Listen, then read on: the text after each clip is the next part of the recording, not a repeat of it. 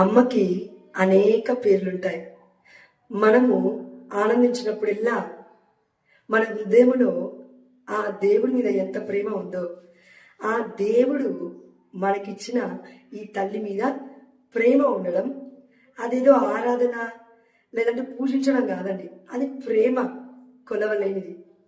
కాబట్టి మరియ తల్లి చూసినప్పుడల్లా ఒక గొప్ప పాట గుర్తొస్తూ ఉంటుంది.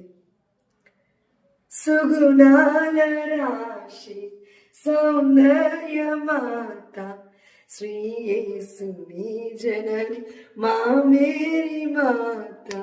సుగుణాల రాశి సౌందర్యమాత శ్రీ యేసుని జనని మా మేరీ మాత. వందనమమ్మా మా లూర్దు మాత, వందనమమ్మా నిష్కలంక మాత, వందనమమ్మా వేలాంగణి మాత, వందనమమ్మా అమలోద్భవి మాత. సుగుణాల రాశి. దేవుడికి ఉన్నన్ని సుగుణాలు ప్రపంచంలో ఏ మానవుడికి ఉండవు, అవునా? ఇది సత్యం.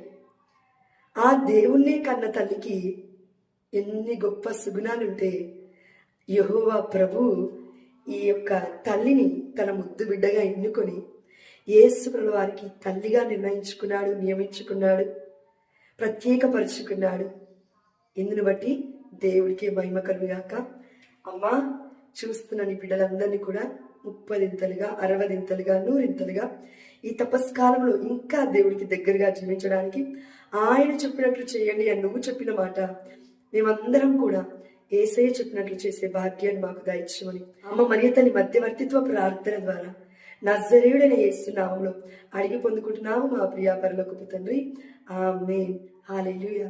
God bless you all. Amen. మనల్ని దీవిస్తుంది దేవుడి తల్లి.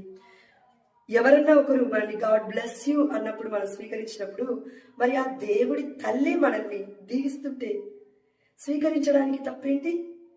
అమ్మ దీవిస్తుంది, అమ్మ ప్రేమిస్తుంది, అమ్మ ఆదరిస్తూ ఉంది. ఆ ఆదరణ ఆ దేవుడు మనకి ఆ తల్లిలో ఉన్న పరిశుద్ధాత్మ ద్వారా ఆదరణకర్తగా మనకిస్తున్నాడు. దేవుడికి మహిమ కలుగుగాక, అమ్మకి గౌరవం కలుగునుగాక. ఆమేన్.